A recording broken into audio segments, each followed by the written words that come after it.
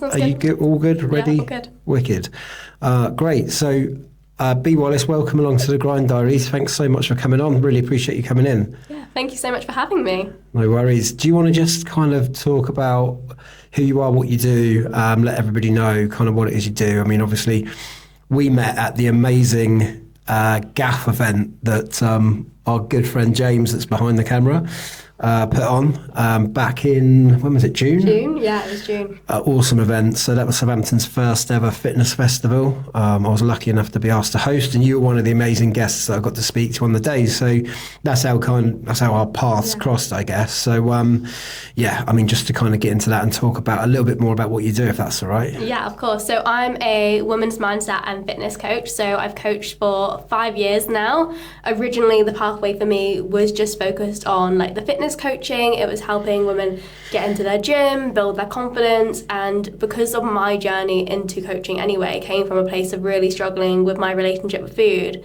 I was working with a lot of women on that same pathway, and over my time coaching and through an awful lot of personal hurdles myself, I kind of really saw that the missing piece wasn't necessarily the fitness. And I think the fitness is the external, like it's the comfortable thing to focus on. It's the thing that feels we're not quite happy, so we look outside to make a change. And what I was seeing is that women were trying to pinpoint that one thing that wasn't quite sticking, and they were forgetting to do all of the internal work, everything that was really keeping them stuck and was the reason they kept going in this circle and their confidence was getting knocked down. So that's really led me to transition more into the mindset side of things.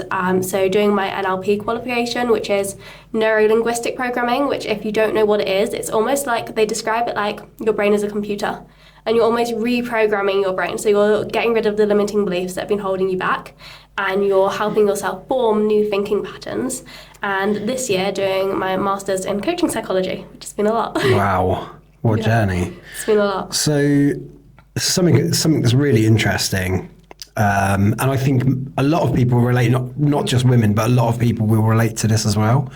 And obviously, I really like what you said about kind of the exercise being the answer in most people's mind, but that's like the easiest thing to do, isn't it? Say it's easy. It's not easy getting up and going to the gym, but it's kind of one of those things that it's just almost like a tick box. Yep, I did it, you know, and it's good for your mental clarity. It's good to have that kind of discipline. But as you point out, a lot of the issues that people are seeing go a lot deeper than that, just that kind of ticking of the box. Yeah, and mindset work can be really uncomfortable. Like, we're so busy day to day in life anyway. We've got so many other things to focus on that it can almost feel like a little bit of a waste of time. And we never really give ourselves an opportunity to slow down enough to really think about, well, what is the reason you don't want to go to the gym? Or what is the reason if you're someone struggling with food that you're turning to food at the point the stress is so high? Or even on the opposite end of the spectrum, for me, my journey with the gym became really obsessive and I was going all of the time. So I didn't have a problem with the discipline to get there, but actually that was a coping mechanism for all of the things that I didn't want to look inside and deal with. And I kept them bottled up for so long. And I did really well to just bury my head down, focus on work, focus on the gym, focus on the things that felt comfortable to me. And in a way, felt like I was getting external validation for them. They're the things you're taught to focus on. You're taught to go to the gym. You're taught to be really active. You're taught to work hard, and we get validation for them externally. Yeah. But nobody sees the work you do inside. Nobody sees when you are unpicking the beliefs that have held you back for a long time. And so it can almost feel a little bit pointless to begin with. Is there a reason why it's just women that you work with? I'm just interested to understand, because a lot of the things you're saying I'm kind of relating to already, and I'm thinking I could do with this coaching. Yeah, I think the reason is purely just down to my own personal journey, and I think where it's just translated into fitness to mindset. Originally, the reason I just worked with women is because I was focusing a lot more on women's health, and I was focusing a lot more on the hormonal health and the relationship with food and the confidence. And it just translated more into, that was kind of just a natural pathway for me. So I don't know if it will always stay that way, but it just felt like how I work. It just felt like I built this really nice community of women. Yeah. And I really resonated with that. Yeah, and it's cool. Like, you know, I guess it's a really good niche, isn't it? Because you don't really get a lot of kind of women-only group, so I guess it can feel like a bit like a community in that aspect. So yeah, it's really cool. I was just curious. I didn't know whether there was like some sort of reason that it might not work as well with men or whatever. But it's really interesting. Yeah, and I think it's like you said, it's that community side of things. So like this year, for example, me and my friend Jenna launched the Wellness Collective, which is like a women's community space where we do host those events and we bring women together there. So I think it is providing not just coaching, but also a community. So this month, for example, I've done a December reset challenge where every single day there's different mindset trainings going in there. And the thing that is so nice is that all of the women in the group are sharing these really personal reflections. So I think it creates that safe space where women feel they can be really vulnerable in a place where normally they would keep them bottled up. Yeah, and I think we had this conversation a few weeks ago, and it's a bit of a kind of taboo subject, but women and men are really different, aren't they? Yeah. So, women are, as a general rule, and this, it's a sweeping generalisation, but as a general rule, women are much more open with their emotions than men are, and it's kind of a closed door. So I guess if you had a mixed group in that community, it would make it a little bit more difficult to get that kind of open conversation going, and I suppose you'd have to work a little bit harder to get the men in the group to open up. Yeah, and I think even potentially the dynamic between men and women and the relationship that is built, women instantly, so a lot of women instantly sort of form this really open relationship together, whereas would that be the same in a room full of men and women? Would they be willing to be as open, particularly about issues that they might assume men might not know about, in terms of maybe their relationship with food or maybe their confidence, which obviously men still go through. Yeah. But would the same experiences be shared? Yeah, I get it. No, I get it. And it totally makes sense. Really interested to kind of talk to you a little bit more about your own personal journey, because I know that that's really interesting. Before we do that, would you mind sharing what your definition of success is? Yeah, I think for me, it's changed a lot over my time, particularly getting into business. I started coaching at 20, so I was quite young getting into it. But for me, success now is really fulfillment. And I think fulfillment looks different for everybody. So I think it's where you're waking up and everything almost just flows. Like the day gets to feel really easy, you feel really content, you feel happy. So for me, it does contain my work quite a bit. I'm quite work focused, but in the sense of work being meaningful and feeling like I'm having an impact, feeling like I'm helping people and having connection. And it's connection with family, it's connection with friends, it's being able to spend time with the people I love. So yeah, connection and fulfillment are like the two big words for me. Yeah, that's interesting. So in terms of the kind of fulfillment element, what is for you? What is like your perfect day, for example? Thinking from a fulfillment perspective. Yeah, I think it is almost like a slower paced kind of life, which is funny because I work a lot, but it's that slower paced life where you get to really appreciate the little moments.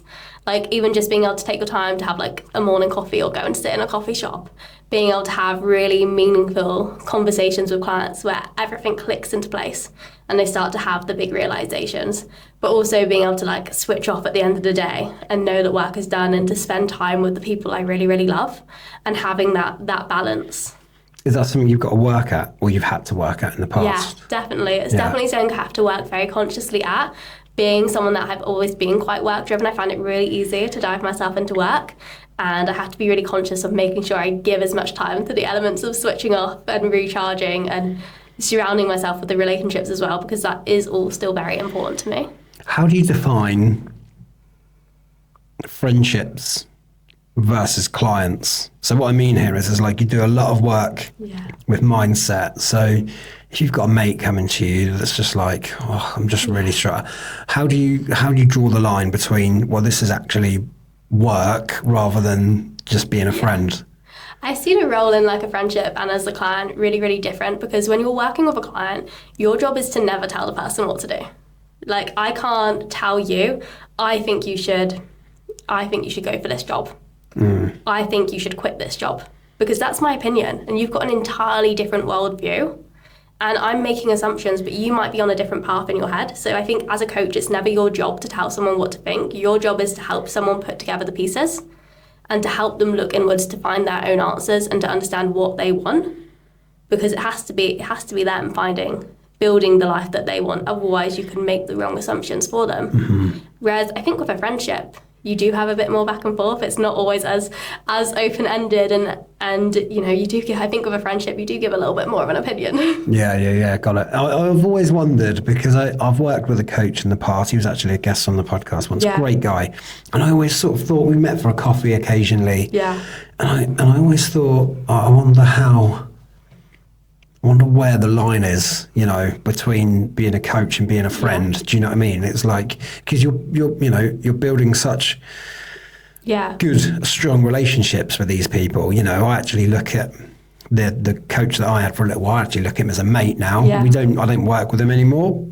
His business has kind of evolved and whatever else, but I still think of him as a mate, so it was always it was always something I was curious about. Yeah, I think it's also in what you share personally as well. So I would never offload to my clients, this is what I'm going through. My day's been awful. Listen to me. It's always about the client, whereas a friendship is obviously very back and forth. Yeah. As much as I have very lovely clients and they do all ask what's going on for me, whereas normally if I am sharing my journey and the struggles, it's after.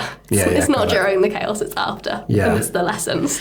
Got it. Awesome. All right, well, let's if you don't mind then, let's go back. You talked about your own kind of journey and how you started to become a coach. Can we dive a little bit deeper into that? Yeah, so for me, my journey has really strongly led into my entire career and also how it has changed a lot. So for me, being a fitness coach, like I've already touched on, it all came from a very negative place to begin with. I got into fitness at quite a young age, and at the point I was 13 and was when we were already getting social media. So from quite a young age, I was following a lot of fitness influencers. I was watching their day in their lives. I was on Instagram. I was on Pinterest. I was saving all this inspiration of what other people looked like and what they were doing. And, I really took this on board and was trying to follow all of it. Mm-hmm. They say I didn't have a lack of information. I knew exactly what I should be doing. I knew to be in a calorie deficit. I knew to move more. And, I would say sometimes I have a little bit of an addictive personality. And I amped all of this up really, really.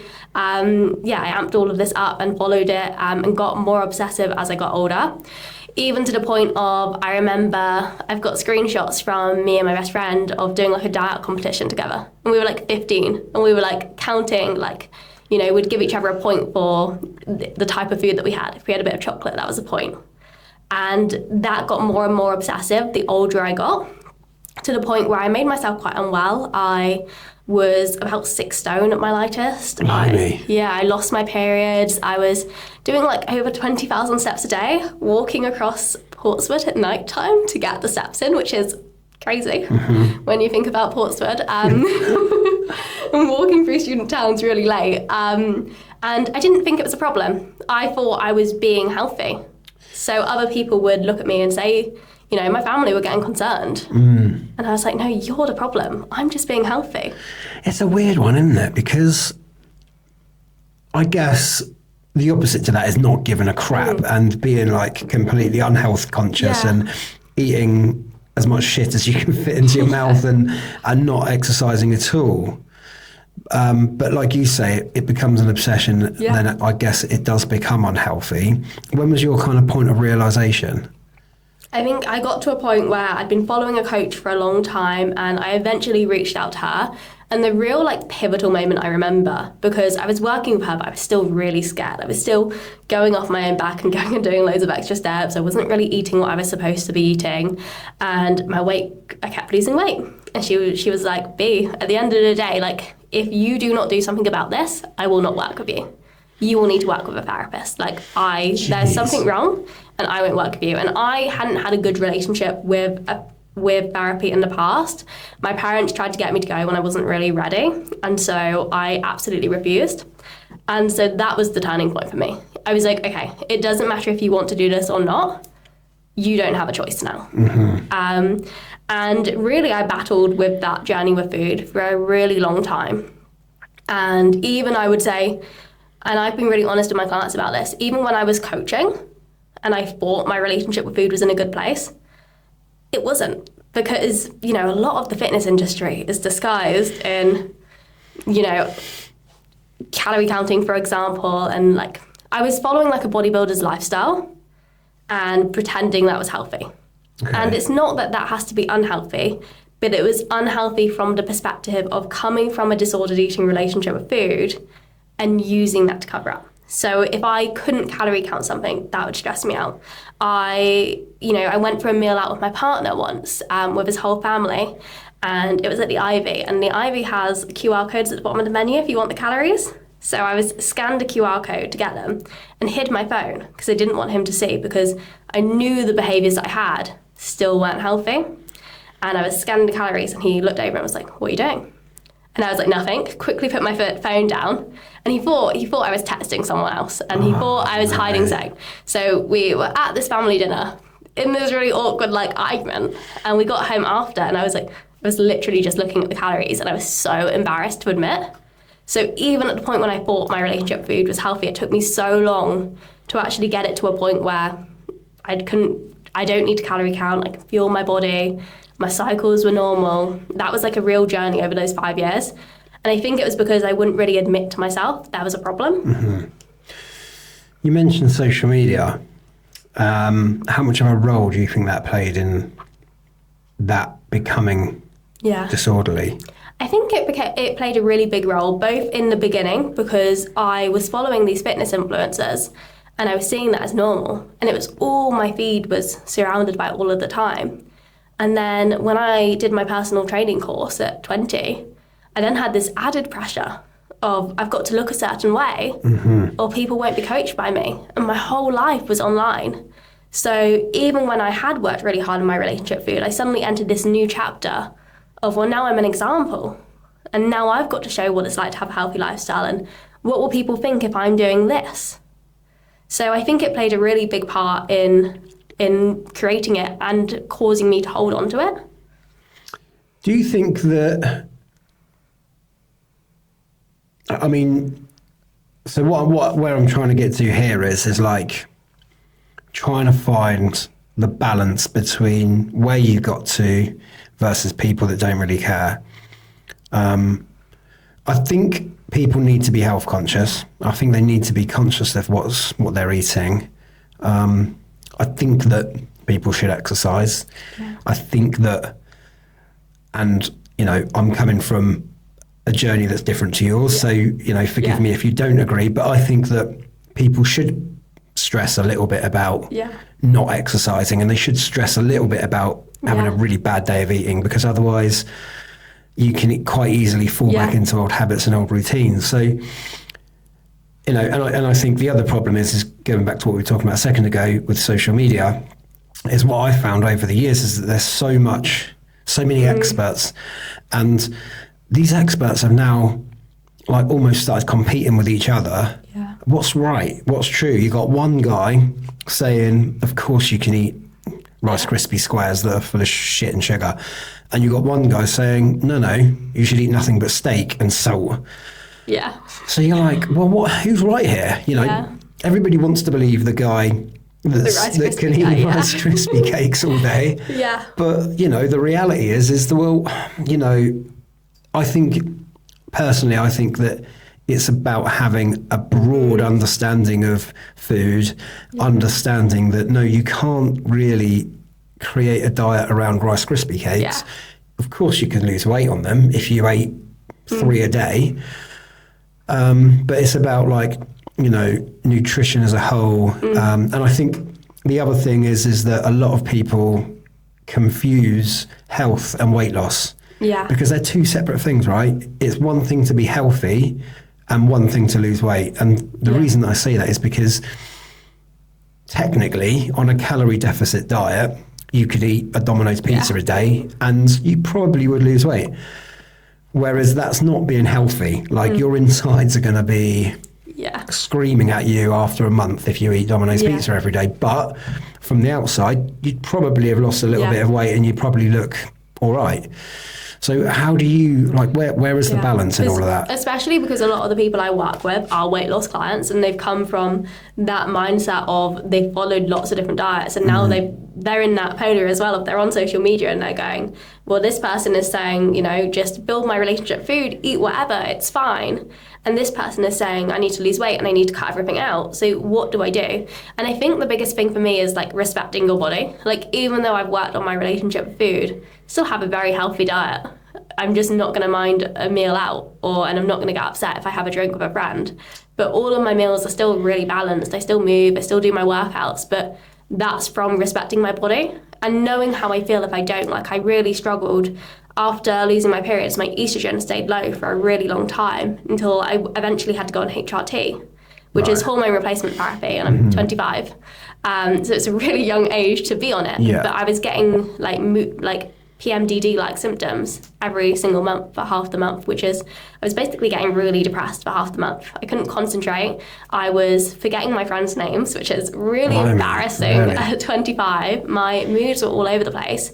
And even now, even on HRT, if my diet goes, if I'm not eating as well, if I'm not having balanced meals, then that will straight away come back for me. And I think, and I see it time and time again in like my clients as well, the minute they start focusing not just on how many calories they're eating, but what they're eating, they can't believe like how different they feel and how much more energy they have and how much better their mood works. And your gut is massively linked to your brain. Like, your gut produces 90% of your serotonin.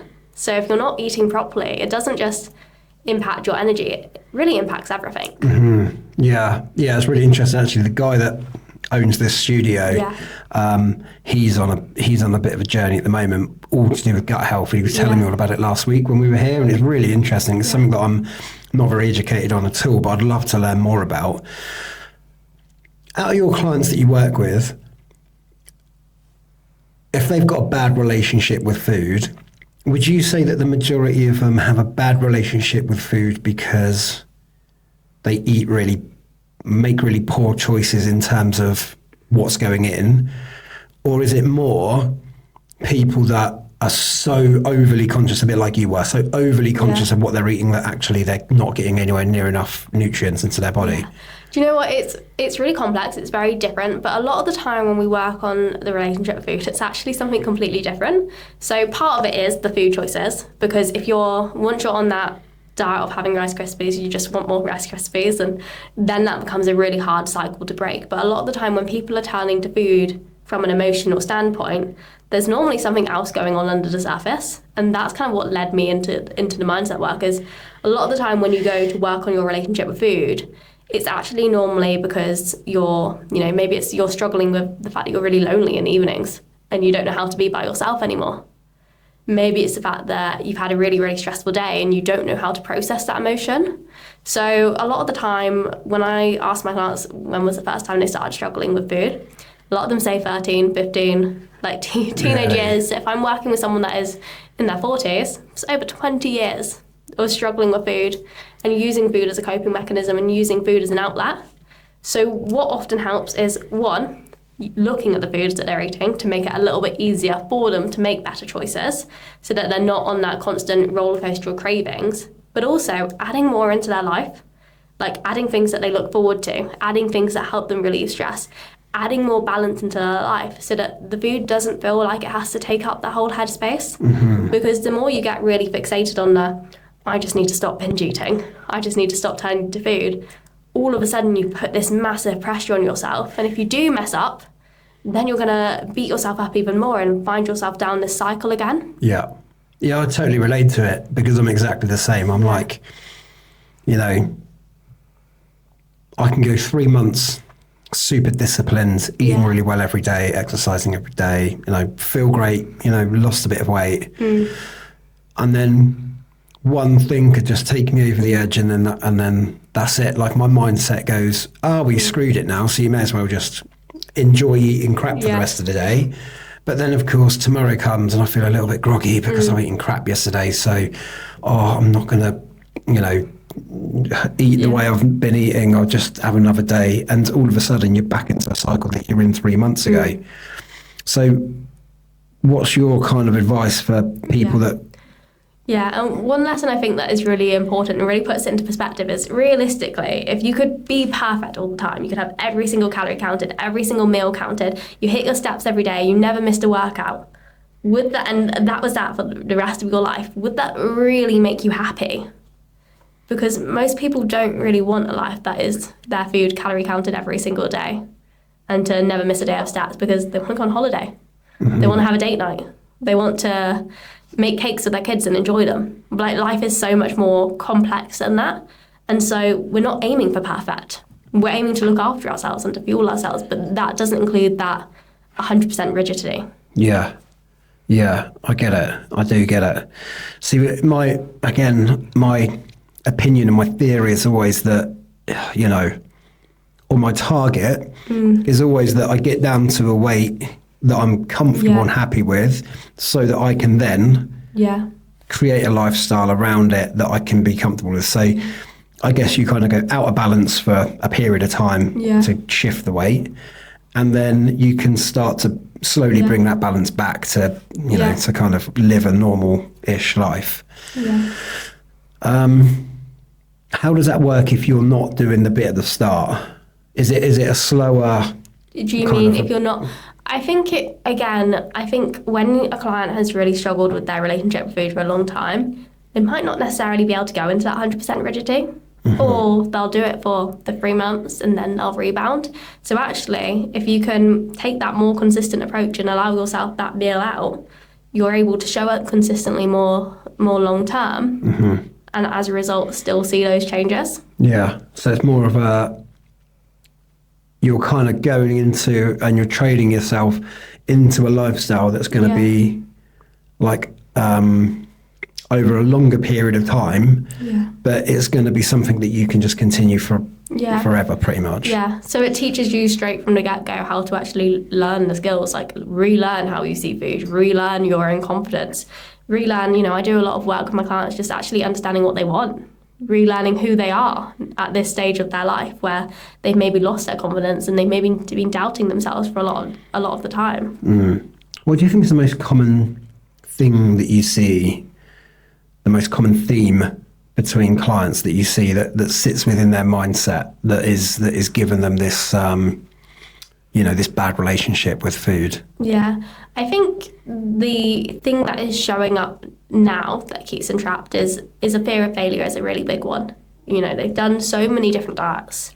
They've, you know, if they started dieting from 2000s, for example, that was like skinny culture was really, really big. It was the Cambridge diet. It was the 800 calorie diet. It was, you know, Slimming World and Weight Watchers were really, really big, and you were fed so many different diet misconceptions that straight away they've done all these different diets, and obviously they haven't been able to sustain them because they've been going against everything that their body needs. And so when they failed that diet, that makes them feel like a failure, and that makes them doubt themselves. So every time they do the next thing, they've already got that little voice in their brain that goes, you can't really do this. Yeah. You're not really going to be able to follow this. And again, like, that's what led me into shifting from the fitness to the mindset, because you have to go deeper to rewire that. If you've got that voice that is telling you to give up before you even get to start. How do you rewire then? What is the kind of like the micro steps that you'd have to take to then start unpicking that? So the amazing thing is obviously our brain we have this thing called neuroplasticity in our brain. So your brain is constantly able to rewire at any point. Your brain is built up of all these different pathways. So every time you go and brush your teeth in the morning, that forms a connection in our brain. And the more times you go over a pathway, the stronger it is. But you can also build new pathways. So, for example, starting to go to the gym first thing in the morning, you can build that new pathway. Obviously, if you go over it once, it's like walking over a bit of the woods that people don't normally go through. It might get a little bit trampled, but it's not going to become stronger. But the more times you walk over it, the more you get that second pathway. So it's that repeated behaviour. And that's the amazing thing, is that at any point in life, you can build these new pathways and you can build these new connections and you can change your brain and your habits. But the very first step is having awareness. If you don't know that you're doing something, if you don't know you're falling into the cycle of thinking that you're a failure before you even start, you can't change it. A lot of the time people think it's motivation or consistency or they're not disciplined enough. But normally there's something else that is actually why they're giving up. Maybe they just don't think they deserve to give themselves the time. So the awareness as to what's going on under the surface, why you find yourself giving up all the time, starting to challenge that thought by looking for new evidence. Because if you think you're a failure, if you think you're going to give up, you're almost looking for the moment. So, you know, it's coming up to Christmas. It's Christmas. I've already got advent calendars. I've got this meal out here. I've got this meal out here. this is the moment. This is when you were going to give up all along. And your brain loves to be right. So your brain is like, yes, this is it. We knew you were going to mess up. Let's just relax and enjoy the familiarity, because your brain just loves to know that you're safe. And that means predictable to your brain, because it likes to know what's going to happen to you. So you need the awareness. You need to be able to challenge it by building your new evidence bank. So if you're trying to prove to yourself how consistent you can be, building smaller habits and really taking the moment to appreciate them. So maybe it's that you have a glass of water first thing in the morning, and literally recognizing, like, I've had that water every single day this week. I'm so consistent. And feeding that new narrative to yourself, because when you do that, you then start to seek other opportunities where you're being consistent. Because again, your brain loves to be right. So if you're feeding it that narrative that you're always consistent, all of a sudden becomes easier to be consistent. And I guess it works the opposite direction as well, which makes things really tricky. So if you consistently don't do something, then your brain's going to tell you, like you said before about giving up. If you consistently give up, then your brain's going to tell you, well, what's the point?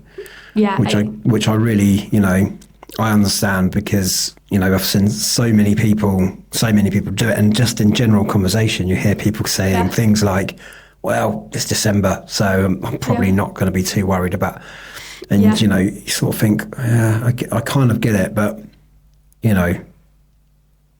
consistency is so tricky, isn't it? Especially when, with life the way it is now, because so many, I guess, especially for young people, because so many social occasions are built around things that perhaps aren't as healthy as they could be.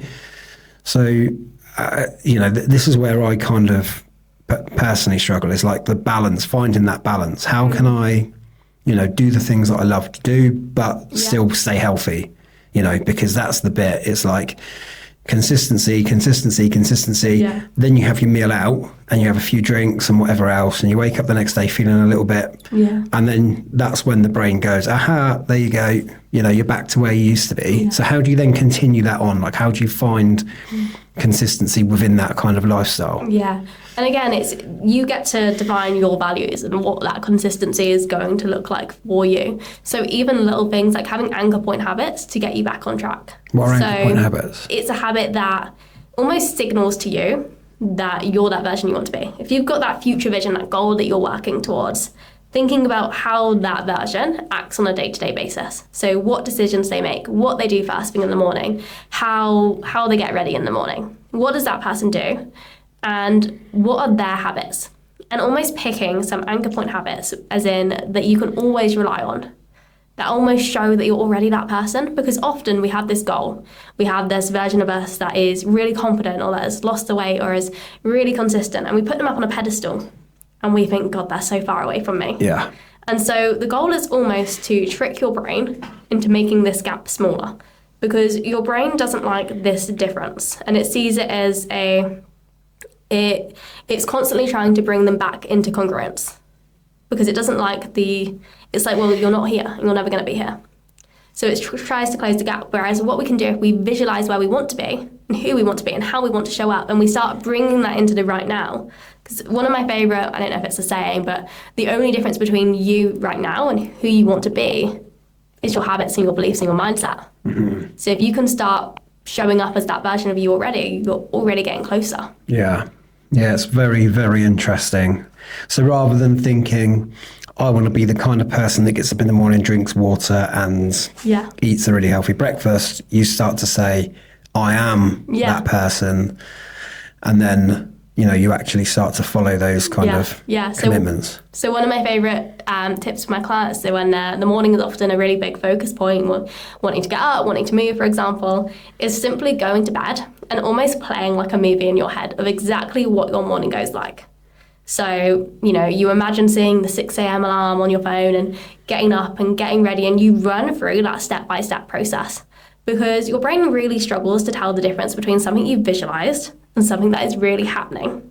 And when we think about the pathways in your brain, the more times you can visualize and go over, the more times you're giving your brain the opportunity to build up the pathway. And there have been studies that have shown people using visualization in doing bicep curls, for example. And the people that actually did the bicep curls, and then they had people that visualized doing the bicep curls, and then they had people that did nothing at all. Even the people that just visualized the bicep curls saw an increase in muscle just through imagining going through that process. Really? Well, they didn't even do the bicep curls. They didn't even do the bicep curls. They just imagined it. They just went through, they just visualized going through the process of contracting their muscles. That's crazy. Yeah. So that's I guess scientifically that would be your body, I guess, preparing or like kind of going through that process physically rather than just mentally. Yeah, and it just shows like what a significant like knock-on impact it has. So even just giving yourself that mental rehearsal of, say you want to go to a social occasion and you don't want to drink, but you feel a bit nervous and you know your friends are going to say, oh, just have one. It's one. What's the harm of one? Even just going through the process of imagining yourself turning up at that social event, looking at a menu, saying no, it gives you that confidence already that you can do it because your brain's already got that familiarity that it has done it. Yeah, that's really interesting. So how much of that then... How often should you practice that? Like, you know, is that something that you would encourage people to do on a daily basis? And I guess it's like a manifesting, right? Almost. So you're kind of like, you know, actually physically kind of going through that process. I mean, I've heard of journaling and people actually kind of physically writing things down, but not, you know, just kind of running through it in their mind. Are they linked or is that? Yeah, so there's loads of different ways you can do it. So there's like guided YouTube videos you can do. There's the writing a journal entry as if you're in the present. There's the running it through in your mind. So I think it's whatever way really works for you. The biggest thing I really like to do myself is I wouldn't say I do a full visualization every day, but I almost like to gently call myself out by being like, what would that future version of you do? You know, if you're sat on the sofa and you're scrolling, what would that future version of you do? Because straight away, you almost see the gap, like how I'm living right now isn't what's going to get me to that next step. And I did a post today about how at the start of the year, I was really, really struggling with my mood, my mental health, my hormones. And I seem to just be saying all the time, why is everything going wrong? Why does everything seem broken? Like life's out to get me. And sure enough, everything kept breaking and everything kept going wrong. But I got myself in kind of like a victim mode mentality of I was moping about because it felt like everything was going wrong. And actually when you're in that headspace of like opportunities are coming to you and you're being really consistent and you're showing up, more things become aligned with that. Yeah, it's so interesting, isn't it? And I'm pretty sure it's Simon Sinek said this about if you talk to a professional skier, they never talk about watching out for the trees. They always aim for the spaces because if they're watching out for the trees, they're going to hit them or they're going to see as trees. And the other one was have a look around you and see everything that's red or look out for every red car and then how many blue cars did you see? And it's like, you know, if you imagine that was opportunities rather than crap stuff, and, you know, and it's like, it's really powerful. Yeah, and your brain has a filter. So think about how much information you see every day. Like, could you remember what cars were in the car park, for example? Like, no. Your brain sees so much information and it goes, that's not important, I can get rid of that. So if you're running this thought process that everything is going wrong, which was me at the start of the year, my brain loves to be right and it's looking for the predictable. So it's then seeking out the relevant information. And that's how two people can go to the same day out, for example, and report completely different experiences. Because your brain has this filter called your reticular activating system that is getting rid of all of the information that doesn't seem relevant. So this is why things like gratitude practices, for example, like writing down 3 things that you're grateful for every day, can be so powerful. Like there have been studies showing that even in people with like low mood, and depression, it can be hugely impactful. Simply by getting yourself to say every single day what you're grateful for. Because by doing this, you're going into each day thinking, what am I grateful for today? What's good today?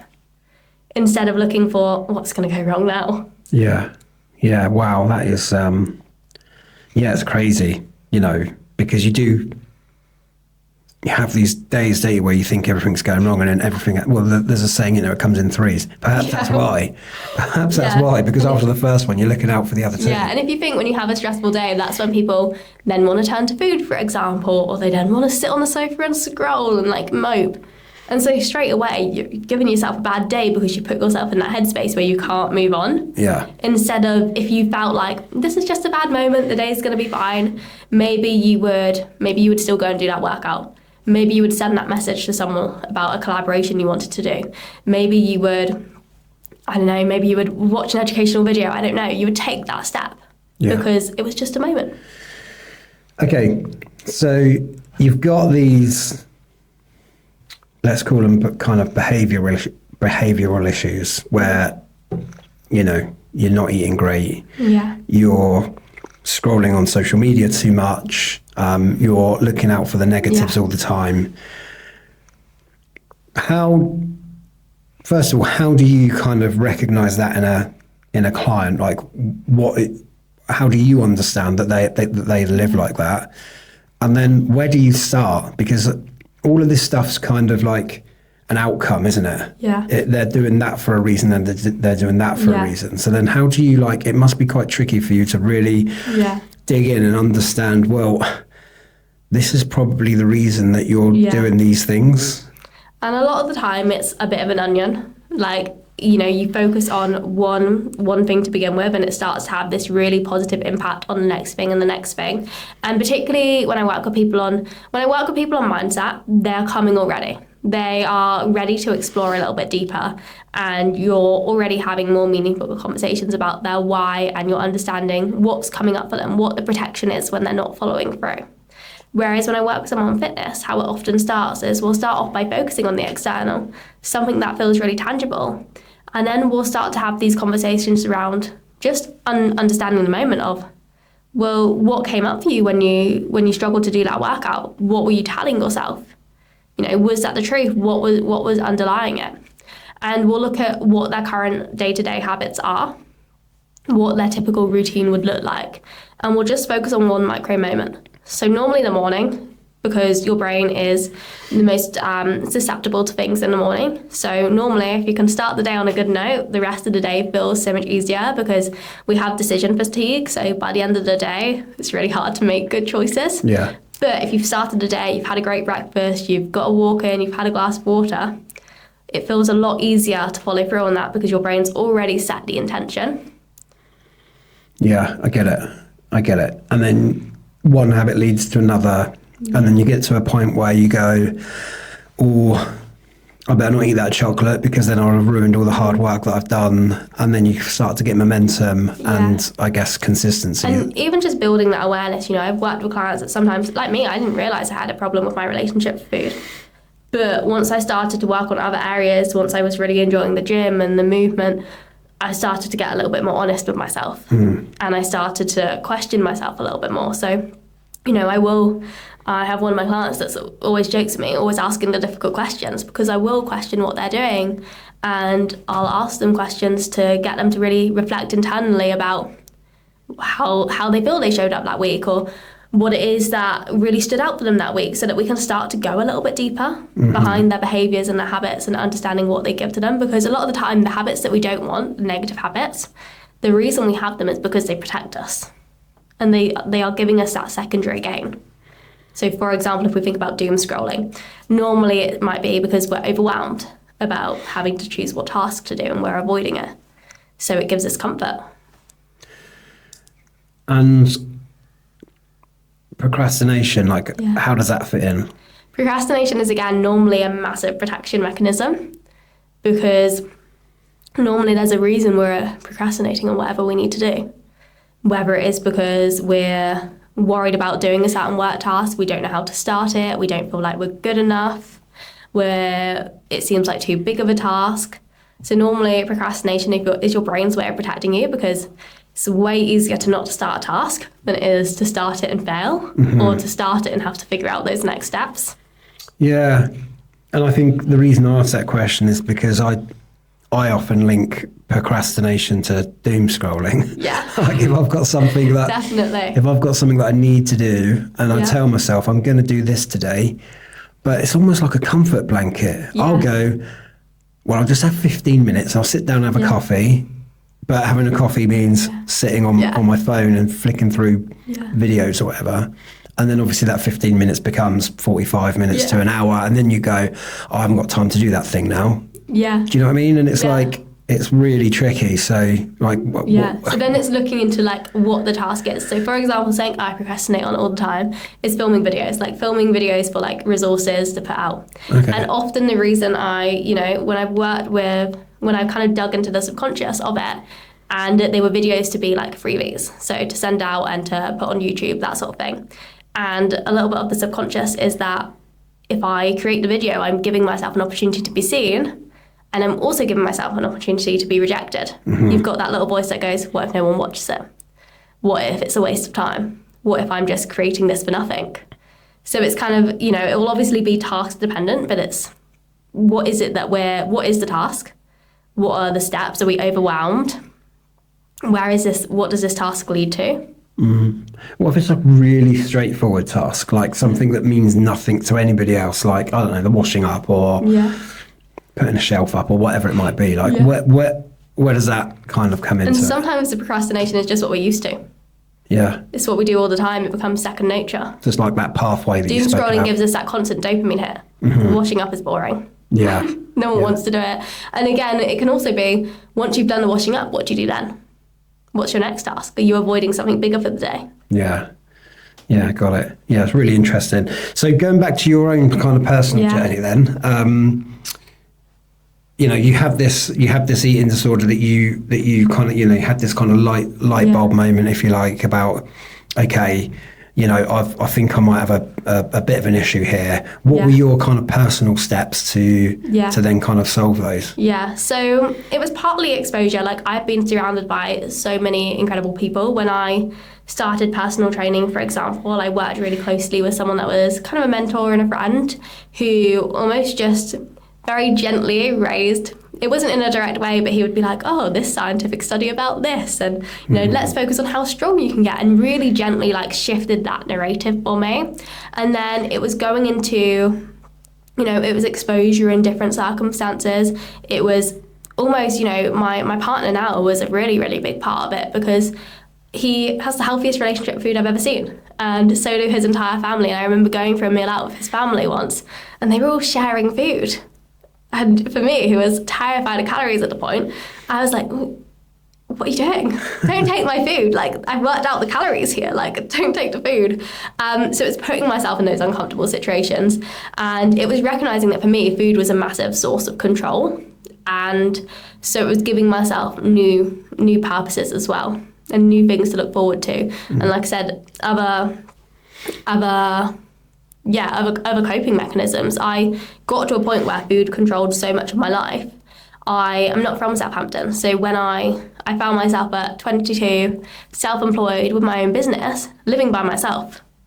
And that was a point where I started to turn to food for comfort instead, because I was lonely and I'd never been in this situation, and I was isolated. So it's really understanding what food brought to me as well. So with regards to like this kind of pattern of, I guess, eating quite well and then completely falling off the wagon, how do you combine that with this kind of healthy relationship that you talk about? So as an example, if you're one of these kind of all or nothing people, which I speak to a lot of people, and a lot of people are kind of this way, like wired in this way. You get your plate of food at the restaurant, and then everybody starts sharing, and you go, all right, I'll share. And then you eat something that you hadn't planned to eat, or it might be a piece of chocolate or something that you hadn't eaten for a while. And then you go, sod it. Yeah. So there are two parts of this. If you fully cut out all these foods that you normally really enjoy, and then you have that bit of chocolate will never taste so good. No. And because you said, I remember I did a challenge once for charity where I didn't have chocolate for 100 days.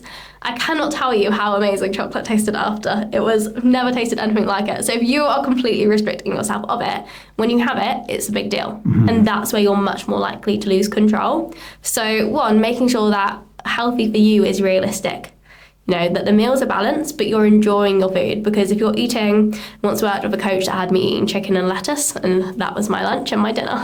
If you're eating like that, you're going to be really miserable, and you're much more likely to rebound after, and you're much more likely to lose control in that situation. Two, really learning to listen to your body. Your body is very good at telling you when it's full, when it's hungry, when it's had enough. When you've gone through a lot of different diets and you're putting a lot of restriction on your body, it messes with your hunger hormones. And we get really, really good at learning not to eat when we're hungry. And we've got really used to, you know, especially for someone that's struggled with binging or overeating, you've got used to eating to that point of being too full. Yeah. So it's actually getting in tune with your body and learning how to slow down, how to be more mindful, how to recognize actually the point you're satiated. Yeah. Something I've always noticed, and I don't know if this is mind over matter, but sugar always makes me so much hungrier than I was before I ate it, if that makes sense. Is that a thing? Yeah, definitely, because sugar's going to give you that quick blood sugar spike, and then you're also going to get that crash. So it's almost like your body is then on a roller coaster all day. So if you have a bowl of cereal for breakfast, for example, that's just carbs. It's just quickly digested carbs. So it's going to give you that quick hit of energy, and then for me, like 30 minutes later, I'm like, cool, what now? And so you're straight away chasing these quick energy hits. Whereas when you pair it with protein and fats, protein is one of your most satiating food groups, and fats help slow the digestion. So when you have those three together, it's going to mean that you're no longer on that roller coaster throughout the day of just feeling like the most bottomless pit. Are there any foods that you would like absolutely avoid, or are you kind of on the kind of route of as long as 90% of your diet's good, you can have pretty much whatever you want? Yeah, aside from being a bit of a fussy eater, I wouldn't say I avoid any foods. Again, like I said, the biggest focus for me is that most of my main meals are really, really balanced. That, you know, even if I'm going out for dinner, that I'm still having a really good, you know, protein-based lunch that's really filling, a really good breakfast, and then just not saying it's a big deal, because it's really just one meal out. It's really not a big deal. And the stress is one of the most detrimental things for your body. So the more you stress about this one meal out, that's doing way more damage than the actual meal out. Yeah. And if you're learning to listen to your body, you're stopping when you're full, it's not gonna ruin anything. I would say the only thing I'm probably a little bit more cautious of is alcohol. And it's not saying I don't drink, but I don't drink often. And alcohol is a really big depressant. And it really throws me off for like the next week. The next week I'm like, why do I feel like this? Why do I feel so gross? So that's the only one I personally don't have as much.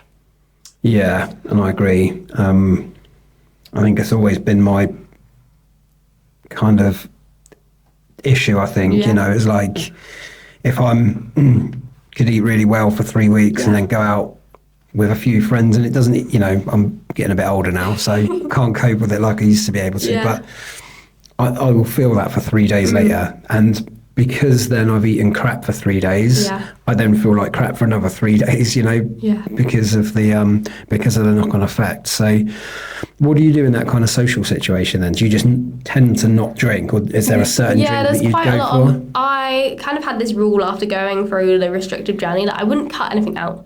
I went vegetarian, I did the no drinking, and I was like, I'm just going on how I feel. If I want to drink, I want to drink. If I don't, that's cool.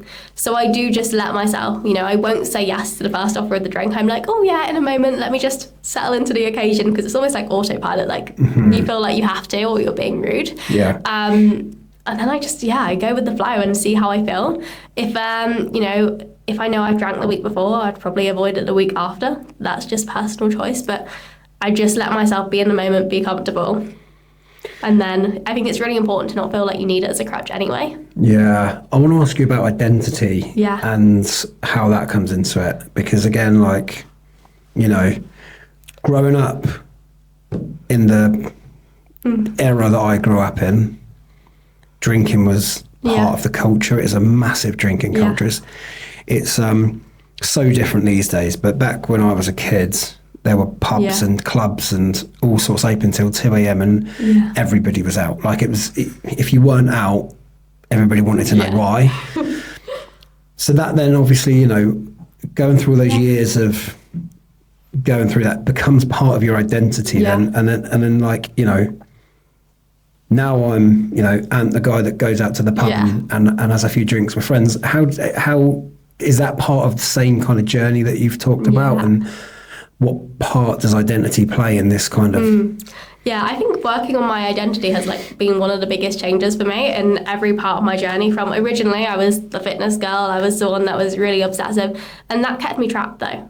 That meant that I almost felt like I couldn't heal my relationship with food, because everybody saw me as this girl that was really, really thin, that was, you know, was worried about meals, and everybody saw me as that person, and that actually almost kept me trapped. So building your identity can massively work to your advantage, but it can also really hold you back when you're working to an identity that you don't want anymore. So whereas working on my identity recently has led me to build my confidence, it's led me to think about what I really want from my life, instead of just going along with what I feel like I should be doing. So I think it's about, you know, and you have to get a little bit uncomfortable when you're changing your identity. Like I've said, your brain loves that familiarity. So it's really hard to come away from a habit that you've been doing all of the time. But it's thinking about, well, what is the identity that you actually want? How do you see yourself? Do you want to be the person that has to have a drink to feel relaxed? And thinking about, and that's where those tapping into that future version of you and asking yourself what that life would look like for you in a year's time, what decisions does that person make, can be really helpful, both from the sense of helping you challenge your current identity, but also being really realistic, because for some people, their future version of them does go and enjoy a drink on the weekend, and that's a big part of their life. That's how they relax with their friends. For other people, they go on a boat party with their friends. I don't know. They do something completely different. So tapping into actually what you want, and it really forces you to be realistic. So say, for example, I was building that future version of me, and I was thinking about what I really wanted from my life, and I said, I'm going to move to Australia, I'm going to buy another house, I'm going to have children, and I'm going to start another business. Probably going to be a little bit of a conflict. Probably might be doing a few too many things.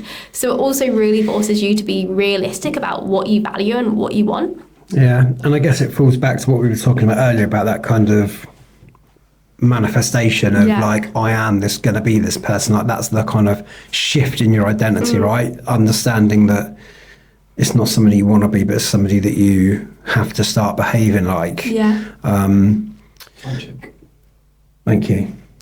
I was waiting for the right moment to good conversation. Yeah, no, really cool. And so I guess, you know, from that perspective, it's been it's like super important, but you know, something that I think a lot more people should learn. Because, you know, I just don't think enough people are kind of talking about this stuff, you know. I've got a few quick fire questions for you, if that's all right. Throughout your journey into where you are now, is there anything that you would have changed along the way? Part of me wishes I could say yes to bypass the really hard moments, because there have definitely been a lot of up and downs, and there have been a lot of moments, even at the start of this year, I was saying, I don't think I can do this anymore. But on reflection, all of those moments led me to where I am now. They gave me a hell of a lot of lessons. They gave me a lot of confidence, and they made me a better coach. So as much as I almost wish I could miss them, they were very needed. Yeah, definitely. You always learn more from your failures, right? Yeah, sadly so. And your hard times. So, yeah, no, I totally get that. If you could put where you are now down to one kind of character trait of yours, what would that be?